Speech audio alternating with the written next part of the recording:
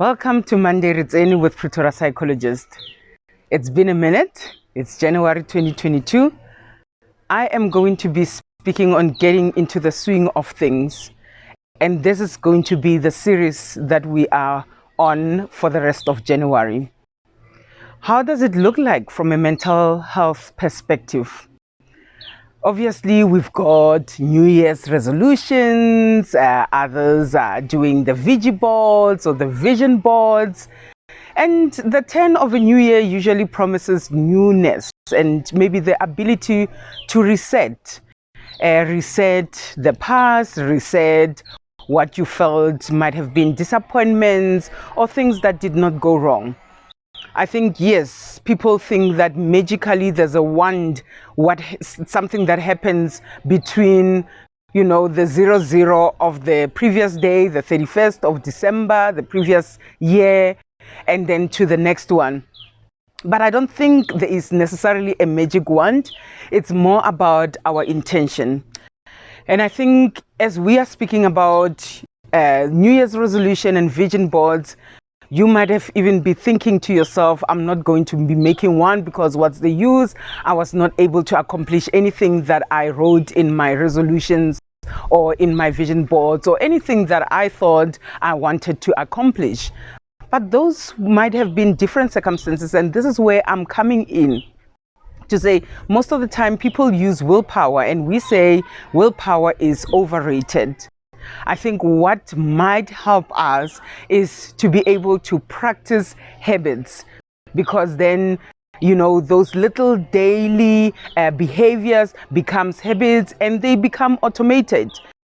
As I'm speaking about this, I'm reminded of a series that we did, I think it was around July last year, that we're talking about nourishing good habits. And if you can click on this link above, you will be able to get how do you establish those new habits so that they become a daily and an automatic way of living.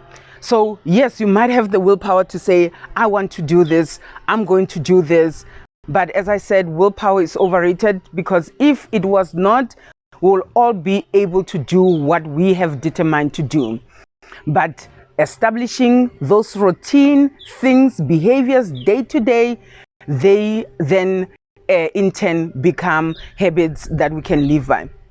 I oftentimes get clients, especially maybe after they are admitted for a while and we're talking about discharging and them getting out there into the world, they are mostly afraid to regress or to relapse. And I say, I don't think there is anything wrong in being afraid that you will take 2 steps back or 5 steps back, because how I look at it is I like using an analogy of a baby who is trying to walk or who is learning to walk. That baby, they start by holding on to things, to furniture. You will see the difficulty in which they climb up and get up. You can see that their muscles are not used to this new way of moving. And then bump, the baby will fall onto the floor.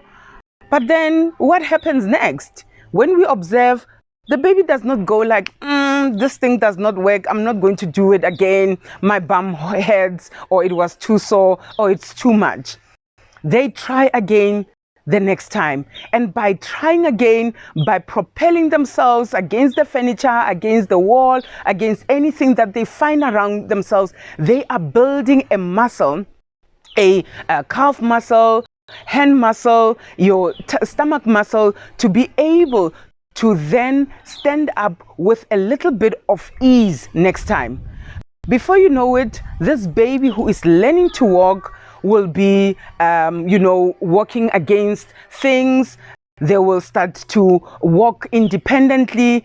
And before we know it, they will be able to run. But who says that at the beginning, when they were falling, they will be able to run? It's only through practice, and it's only through that perseverance. It's only through that not giving up that they are able to eventually be able to run. So not at the instance of falling, that they give up and say this walking thing does not work. And oftentimes I think that's how we approach the new year, when we have resoluted whatever we say we want to do, or we have put it out there and we say we want to pursue it. At any instance of failure or regress or lack of progress, we then give up instead of practicing again, trying again until we become masters.